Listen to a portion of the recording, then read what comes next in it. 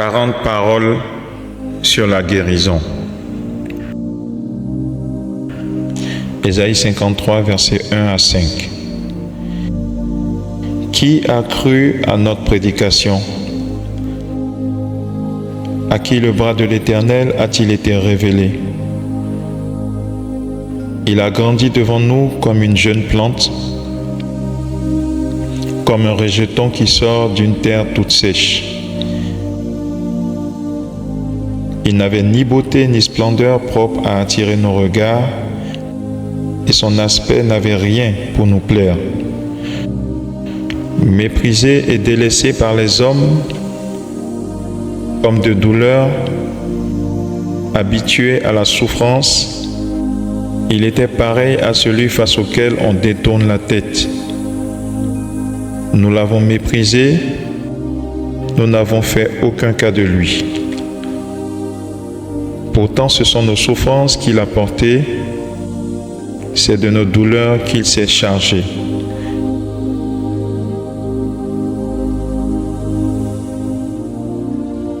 Et nous l'avons considéré comme puni, frappé par Dieu et humilié. Mais lui, il était blessé à cause de nos transgressions, brisé à cause de nos fautes.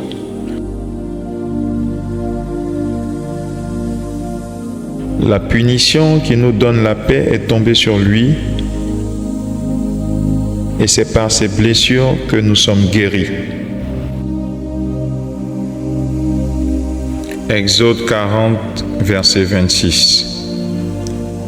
Il dit: si tu écoutes attentivement l'Éternel, ton Dieu, si tu fais ce qui est droit à ses yeux,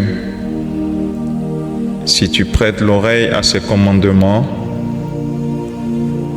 et si tu obéis à toutes ses prescriptions, je ne te frapperai d'aucune des maladies dont j'ai frappé les Égyptiens, car je suis l'Éternel, celui qui te guérit. 2 Chroniques 7, verset 14.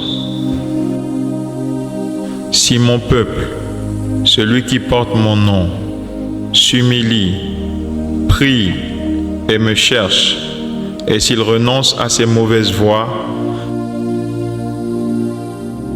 je l'écouterai du haut du ciel, je lui pardonnerai son péché et je guérirai son pays. Psaume 147, verset 3. Il guérit ceux qui ont le cœur brisé et pansent leurs blessures. Psaume 41, verset 3. L'Éternel le soutient sur son lit de souffrance. Dans sa maladie, tu lui assures le repos. Psaume 30, verset 2. Éternel, mon Dieu, je t'ai crié à l'aide et tu m'as guéri. Psaume 103, versets 2 et 3.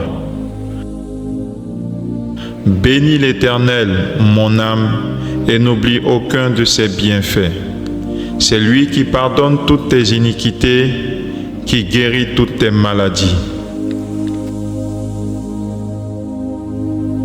2 Rois 20, verset 5.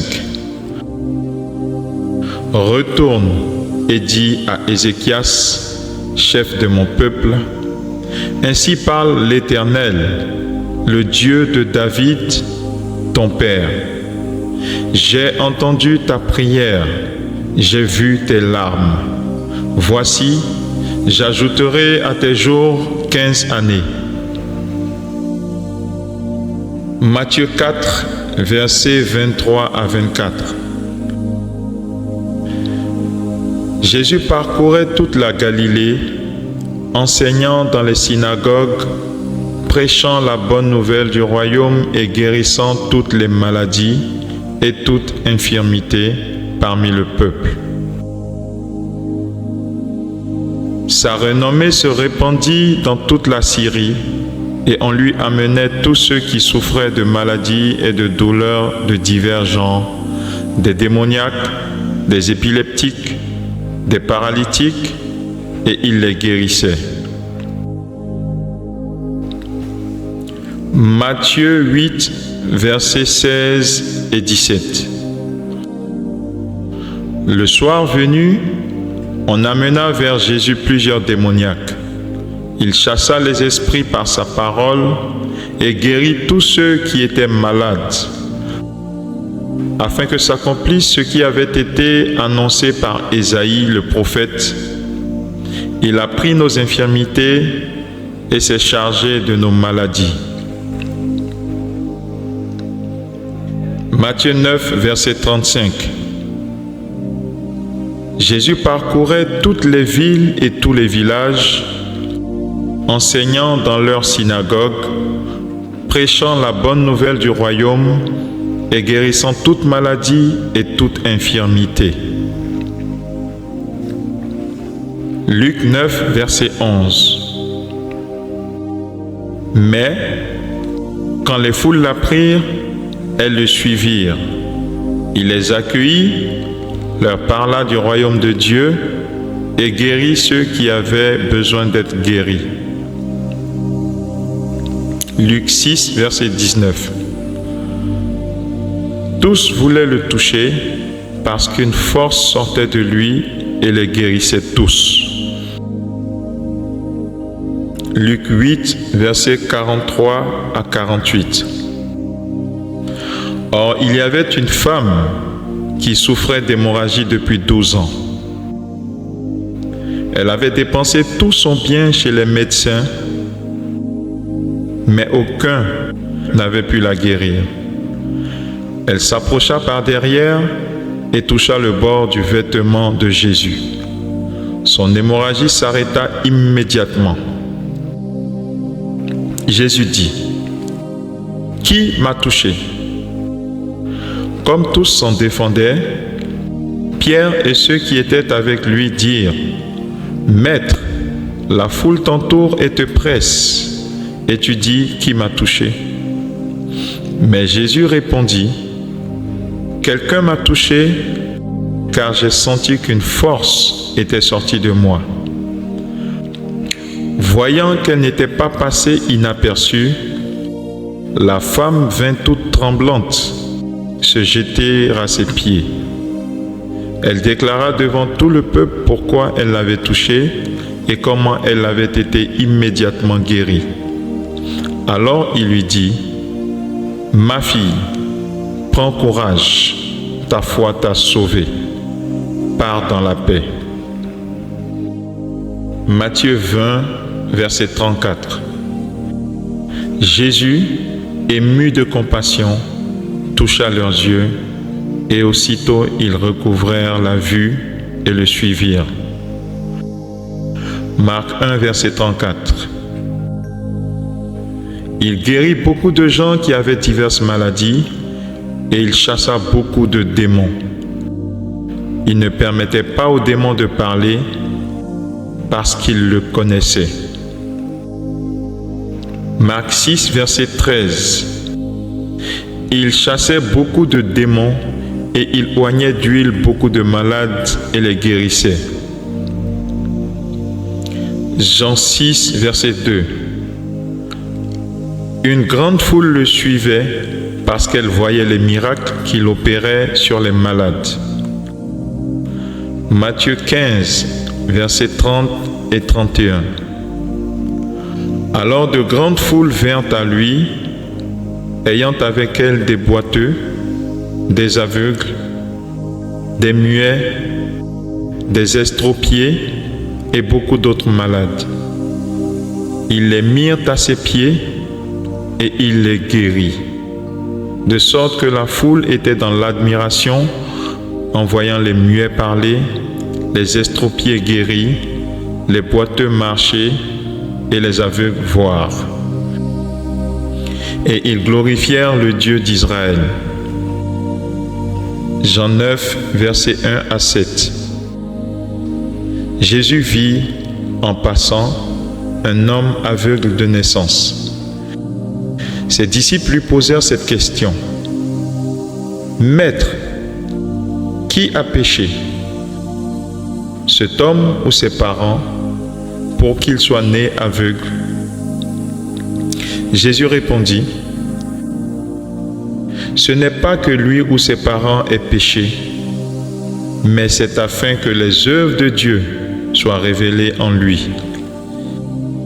Il faut que je fasse, tant qu'il fait jour, les œuvres de celui qui m'a envoyé. La nuit vient où personne ne peut travailler. Pendant que je suis dans le monde, je suis la lumière du monde. »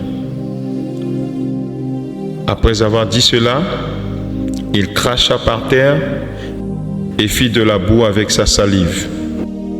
Puis il appliqua cette boue sur les yeux de l'aveugle et lui dit, « Va te laver au bassin de Siloé, nom qui signifie envoyé. » Il y alla donc, se lava et revint voyant clair. Matthieu 12, verset 15.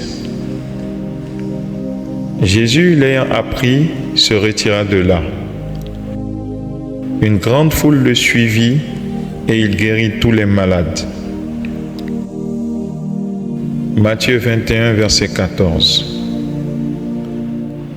Des aveugles et des boiteux s'approchèrent de lui dans le temple et il les guérit. Luc 8, versets 26 à 33. Ils naviguèrent vers le pays des Géraséniens, qui est en face de la Galilée. Lorsque Jésus fut descendu à terre, il vint à sa rencontre un homme de la ville qui était possédé de démons depuis longtemps. Cet homme ne portait pas de vêtements et ne demeurait pas dans une maison, mais dans les tombeaux. Ayant vu Jésus, il poussa un cri, tomba devant lui et dit d'une voix forte, « Que me veux-tu, Jésus, Fils du Dieu très haut? Je t'en prie, ne me tourmente pas. » Car Jésus avait ordonné à l'esprit impur de sortir de cet homme. En effet, à plusieurs reprises, il avait été saisi par des démons. On l'avait attaché avec des chaînes et des fers. Mais il brisait les liens et était entraîné par les démons dans les déserts. Jésus lui demanda, « Quel est ton nom ?» Il répondit, « Légion », car beaucoup d'esprits impurs étaient entrés en lui. Il suppliait Jésus de ne pas leur ordonner d'aller dans l'abîme. Or, il y avait là un grand troupeau de porcs qui paissaient sur la montagne. Les démons supplièrent Jésus de leur permettre d'entrer dans les porcs, et il le leur permit. Les démons sortirent de l'homme et entrèrent dans les porcs. Le troupeau se précipita du haut de la falaise dans le lac et se noya. Luc 7, versets 1 à 10. Après avoir achevé tous ses discours devant le peuple qui l'écoutait, Jésus entra dans Capernaum.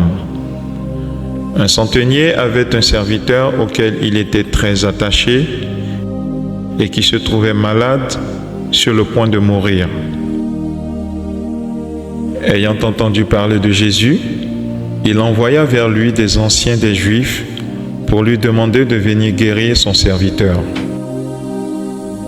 Ils se rendirent auprès de Jésus et lui adressèrent d'instantes supplications, disant, « Il mérite que tu lui accordes cela, car il aime notre nation et c'est lui qui a bâti notre synagogue. » Et Jésus alla avec eux.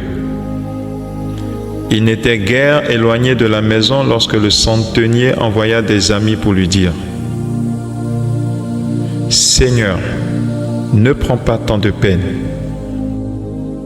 car je ne suis pas digne que tu entres sous mon toit. C'est pourquoi je ne me suis pas jugé digne d'aller en personne vers toi. Mais dis un mot, et mon serviteur sera guéri.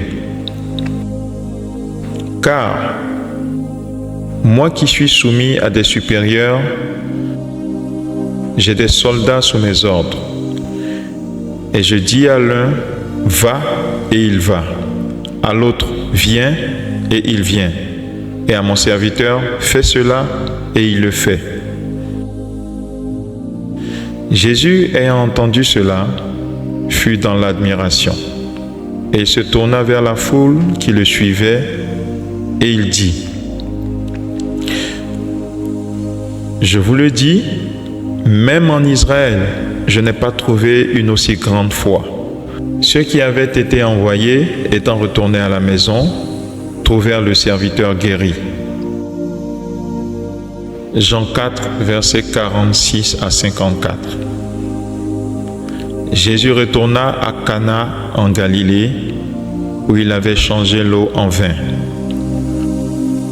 Or, il y avait un officier du roi dont le fils était malade à Capernaum.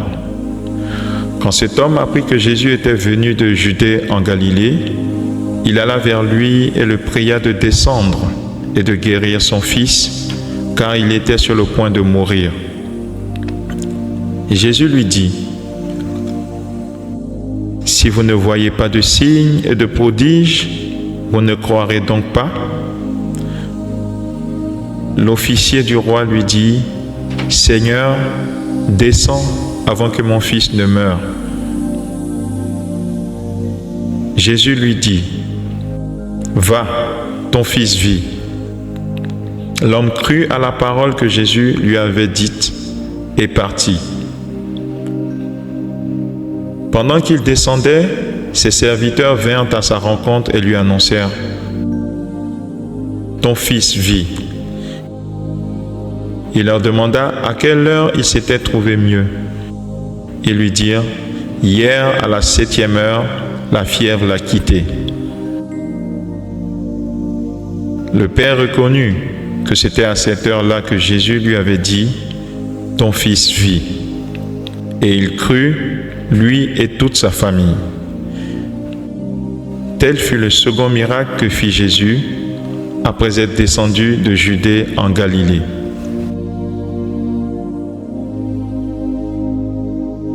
Luc 14, versets 1 à 4. Un jour du sabbat, Jésus était allé manger chez un chef des pharisiens, et il l'observait. Et voici, un homme hydropique était là devant lui. Jésus prit la parole et dit au docteur de la loi et aux pharisiens, « Est-il permis ou non de faire une guérison le jour du sabbat ?» Ils gardèrent le silence. Alors Jésus, prenant cet homme, le guérit et le renvoya. Luc 4, verset 40. Au coucher du soleil, tous ceux qui avaient des malades atteints de diverses maladies les lui emmenèrent. Il imposa les mains à chacun d'eux et les guérit. Luc 13, versets 11 à 13. Or, il y avait là une femme habitée par un esprit qui la rendait infirme depuis 18 ans. Elle était courbée et ne pouvait pas du tout se redresser. Lorsqu'il la vit, Jésus lui adressa la parole et lui dit, « Femme, tu es délivrée de ton infirmité. » Et il posa les mains sur elle. Immédiatement, elle se redressa et elle se mit à célébrer la gloire de Dieu. Luc 17, versets 11 à 19. Alors qu'il se rendait à Jérusalem, Jésus passa entre la Samarie et la Galilée. Comme il entrait dans un village, 10 lépreux vinrent à sa rencontre. Ils se tinrent à distance et se mirent à lui dire: Jésus, Maître, aie pitié de nous. Lorsqu'il les vit, Jésus leur dit: Allez vous montrer aux prêtres. Pendant qu'ils y allaient, ils furent guéris. L'un d'eux, se voyant guéri, revint sur ses pas en rendant gloire à Dieu à haute voix. Il tomba le visage contre terre aux pieds de Jésus et le remercia.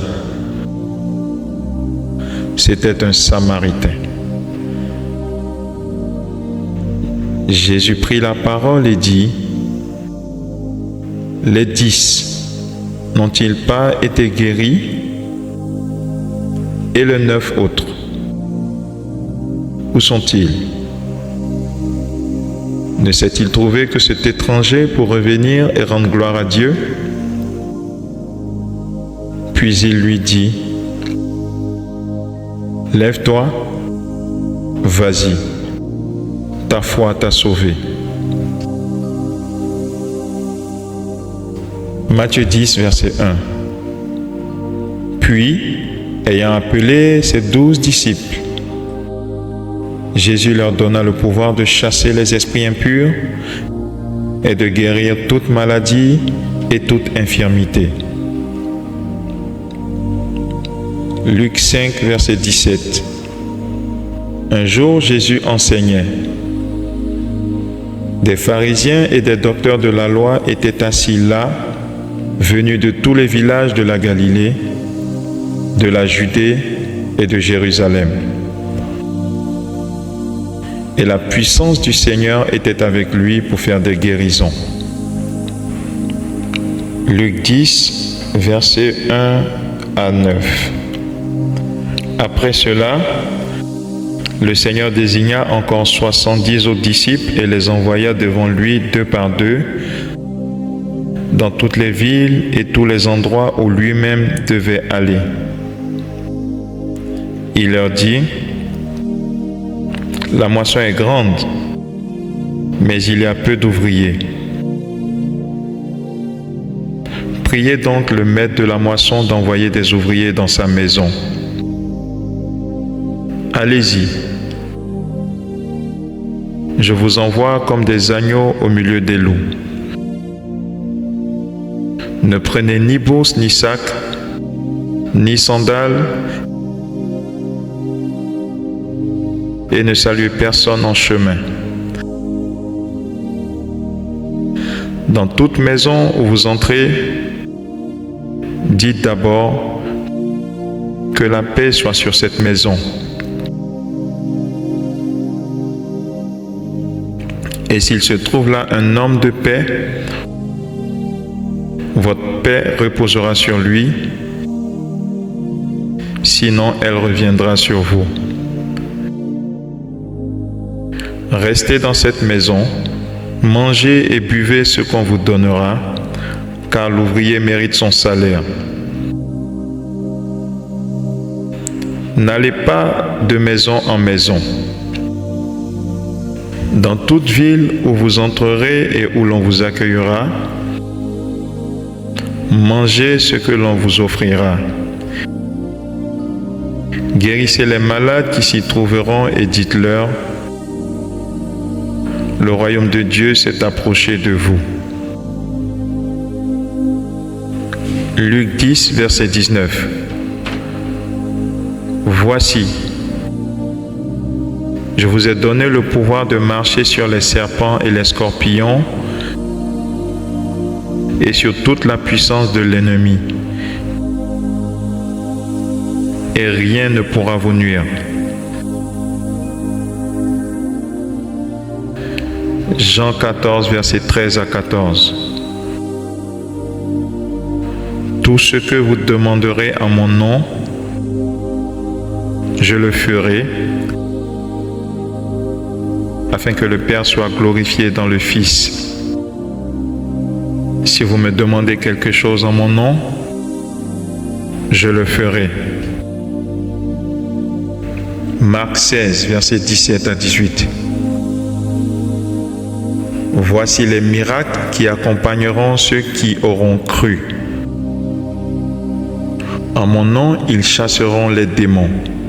Ils parleront de nouvelles langues. Ils saisiront des serpents. S'ils boivent quelque breuvage mortel, il ne leur fera point de mal. Ils imposeront les mains aux malades et les malades seront guéris. Acte 3, verset 16. C'est par la foi en son nom que son nom a raffermi celui que vous voyez et connaissez. C'est la foi en lui qui a donné à cet homme cette entière guérison en présence de vous tous. Acte 5, verset 16. La foule accourait aussi des villes voisines à Jérusalem, amenant des malades et des gens tourmentés par des esprits impurs, et tous étaient guéris. Acte 10, verset 38. Dieu a oint de l'Esprit Saint et de force Jésus de Nazareth, qui allait de lieu en lieu, faisant du bien et guérissant tous ceux qui étaient sous l'empire du diable, car Dieu était avec lui. Acte 14, versets 8 à 13. Il écoutait les paroles de Paul. L'apôtre fixa les yeux sur lui et, voyant qu'il avait la foi pour être sauvé, il lui commanda d'une voix forte: « Lève-toi et tiens-toi droit sur tes pieds. » D'un bond, il fut debout et se mit à marcher. Acte 28, verset 8. Le père de Publius était alors au lit, atteint de fièvre et de dysenterie. Paul se rendit vers lui, pria, lui imposa les mains et le guérit. 1 Pierre 2, verset 24. Lui-même a porté nos péchés dans son corps sur le bois, afin que nous, étant morts au péché, nous vivions pour la justice.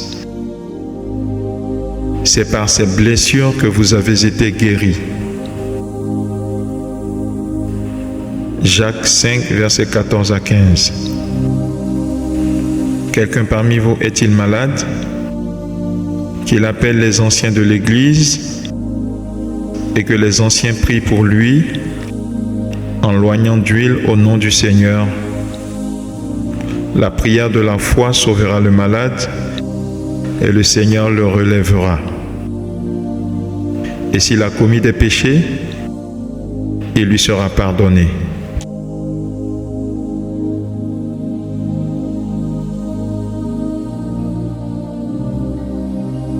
Ésaïe 53, versets 1 à 5.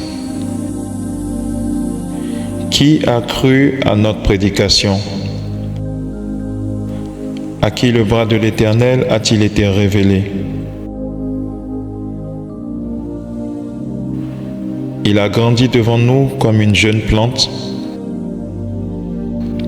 comme un rejeton qui sort d'une terre toute sèche. Il n'avait ni beauté ni splendeur propre à attirer nos regards, et son aspect n'avait rien pour nous plaire. Méprisé et délaissé par les hommes, homme de douleur, habitué à la souffrance,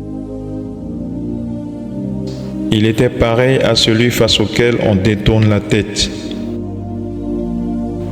Nous l'avons méprisé, nous n'avons fait aucun cas de lui.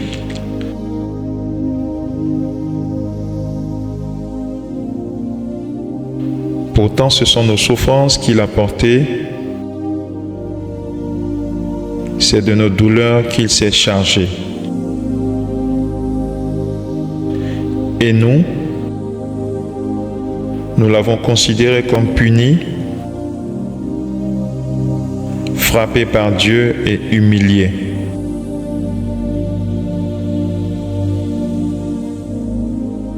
Mais lui, il était blessé à cause de nos transgressions, brisé à cause de nos fautes. La punition qui nous donne la paix est tombée sur lui, et c'est par ses blessures que nous sommes guéris.